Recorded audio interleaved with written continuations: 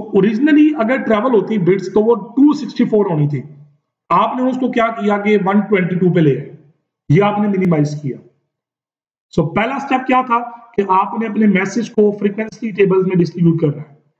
उस frequency table की base पर आपने क्या करना है, ट्री कंस्ट्रक्ट करना है। थर्ड स्टेप पे आपने जीरो और वंस ऐड किए, तमाम लेफ्ट साइड्स पे जीरो ऐड किए और तमाम राइट साइड पे वंस ऐड किए। फोर्थ स्टेप पे आपने बाइनरी कोड कैलकुलेट किए। फिफ्थ स्टेप पे आपने total number of bits count की। और अब अगला आखिरी स्टेप नंबर 6 पे होगा रिडक्शन कैलकुलेट करना कि कितने परसेंट रिड्यूस कर लिया आपने। So total number of character कितने थे आपके पास? 33 टोटल कैरेक्टर्स आपके पास थे। हर कैरेक्टर की जो कॉस्ट थी आस्की के अकॉर्डिंग वो 8 बिट थी। तो अगर मैं बात करूं टोटल की तो टोटल बनते हैं 264 बिट्स, यानी कि ओरिजिनल मैसेज के अकॉर्डिंगली आपको 264 बिट्स को ट्रेवल करवाना था। आपने क्या किया कि रिड्यूस कर लिया। कैलकुलेटेड कैरेक्टर कॉस्ट कितनी आई? 122, 122 कैरेक्टर। तो अब आपके पास जो फार्मूला है वो क्या है? Original cost minus calculated cost divided by original cost multiply by 100। तो ये रिडक्शन फार्मूला है, इससे आप रिडक्शन कैलकुलेट कर सकते हैं कि कितने परसेंट आपने रिड्यूस किया, अपने डाटा को कंप्रेस किया कितने परसेंट। और ये जितनी हाईएस्ट परसेंटेज आती जाएगी उतना ज्यादा रिलायबल होता जाएगा। ये आप लोगों के लिए एक टास्क है कि आप लोगों ने इसको प्रैक्टिस करना है और कमेंट में जरूर बताना है कि मैक्सिमम कहां तक आप मूव करने में कामयाब हुए। तो ओरिजिनल कॉस्ट थी हमारे पास 264 बिट की और कैलकुलेटेड कॉस्ट हमारे पास आई है 122 बिट्स की। वैल्यूज पुट करें जी फार्मूले में, 264 में से 122 माइनस करें तो ये बनता है तकरीबन 142। 142 को डिवाइड करें 264 के साथ तो ये बनता है 0.5378 मल्टीप्लाई बाय 100, जो कि परसेंटेज में निकालना हमने तो ये 53.78% आता है। राउंड ऑफ कर लें तो ये ऑलमोस्ट 54% बनता है।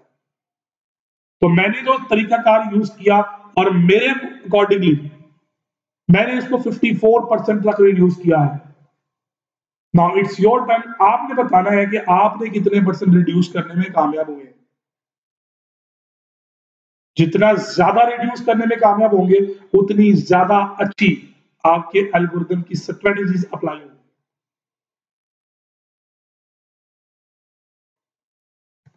फाइनली समराइज करता हूं कि आज के लेक्चर में हमने बात शुरू की थी हफमैन इनकोडिंग की डेफिनेशन से। हमने हफमैन इनकोडिंग को अंडरस्टैंड किया कि डेविड हफमैन ने 1952 में अपनी MIT की कोर्स के अंदर एक कोर्स था, उसकी असाइनमेंट के अंदर उन्होंने एक काम डेवलप किया था और डाटा कंप्रेशन के लिए ये एक इंतहाई इंपॉर्टेंट एल्गोरिथम है। ये टेक्स्ट के साथ साथ इमेजेस को भी डील करता है, लेकिन आज के सेशन में हमने सिर्फ टेक्स्ट तक उसको लिमिट किया, सिर्फ टेक्स्ट तक रखा। उसके लिए हमने क्या किया, ओरिजिनली एक मैसेज लिया, उस मैसेज को हमने क्या किया, स्टेप 1 में फ्रीक्वेंसी टेबल में डिस्ट्रीब्यूट किया, मतलब कि तमाम कैरेक्टर्स की नंबर ऑफ फ्रीक्वेंसीज के साथ एक लिस्ट बना दी।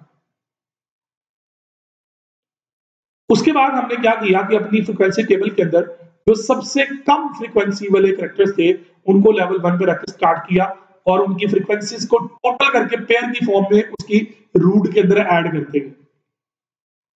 हमने ट्री डेवलप किया। उसके बाद हमने क्या किया कि अपने ट्री की तमाम लेफ्ट साइड्स के वाले रूट पे पाथ पे हमने 0 असाइन कर दिया और राइट वाली साइड पे हमने 1 असाइन कर दिया।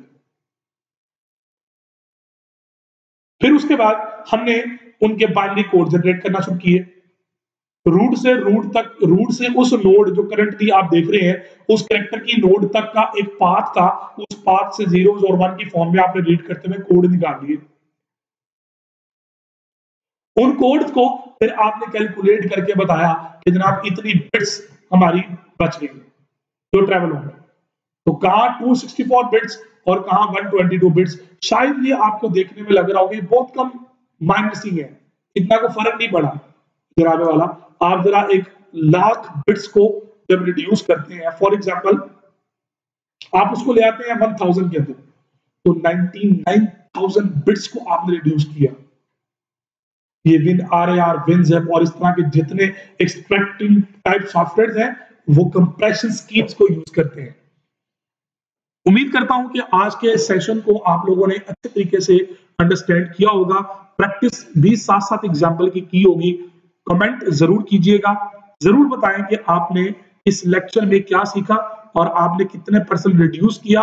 और एक मिस्टेक थी जो स्टार्ट पे टेबल बनाते हुए फ्रीक्वेंसी की, मैंने आपको कहा था कि यहाँ पे एक मिस्टेक मैंने किया जानबूझ के, ताकि ये चेक करूं कि कितने लोग उसके साथ कनेक्ट थे, कितनों ने ऑनेस्टी के साथ उस वीडियो को देखा और कितनों ने उस वीडियो को देखने का हक अदा किया। अपना बहुत सारा ख्याल रखिएगा, दुआओं में याद रखिएगा। अल्लाह हाफिज।